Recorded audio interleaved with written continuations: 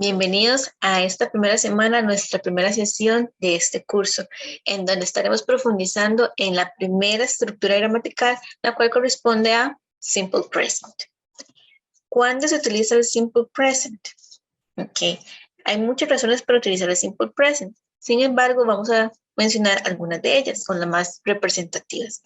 Van a utilizar el Simple Present cuando quieren hablar sobre hábitos o bien sobre acciones repetitivas.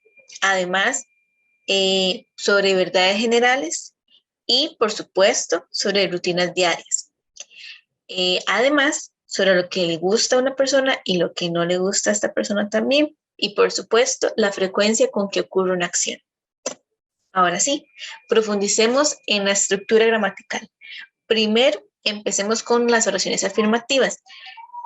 Voy a puntualizar esto porque es sumamente importante. Es sumamente importante que ustedes puedan reconocer que para el Simple Present deben reconocer el sujeto.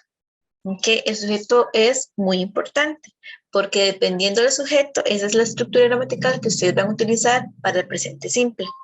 Si el sujeto está en tercera persona es el sujeto, lleva una estructura gramatical.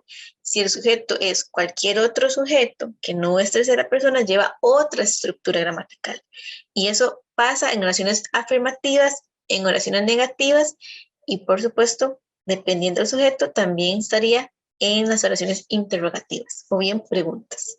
Entonces, teniendo esto en mente, comencemos.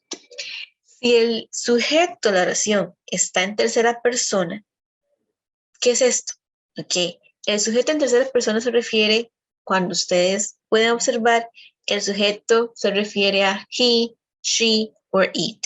He corresponde a él, she corresponde a ella, it corresponde a un animal, objeto o cosa. Entonces, si el sujeto está en tercera persona, el verbo tiene que también corresponder al sujeto, para lo cual estaremos utilizando una S o bien una ES en el verbo. Sujeto tercera persona, verbo también corresponde a ese sujeto en tercera persona. Veamos el ejemplo número 1. Tom visits his uncle every 2 weeks. Tom es el sujeto en tercera persona porque corresponde a he, que sería él.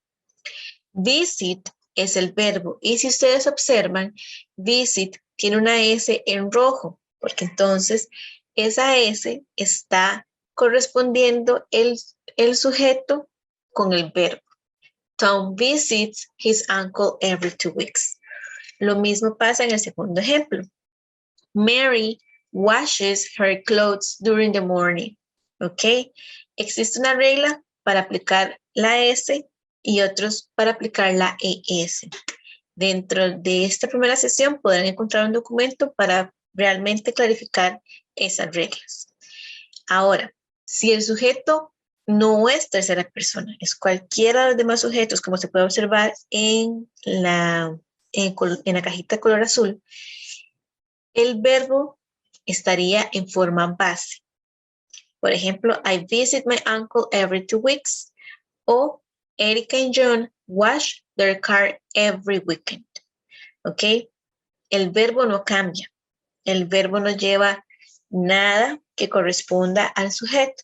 Eso solo pasa en la tercera persona. De ahora en adelante es importante que también puedan reconocer que el color rojo va a reflejar la tercera persona y el color morado va a representar el resto de los sujetos. Continuamos con una regla ortográfica que solo sucede en la tercera persona.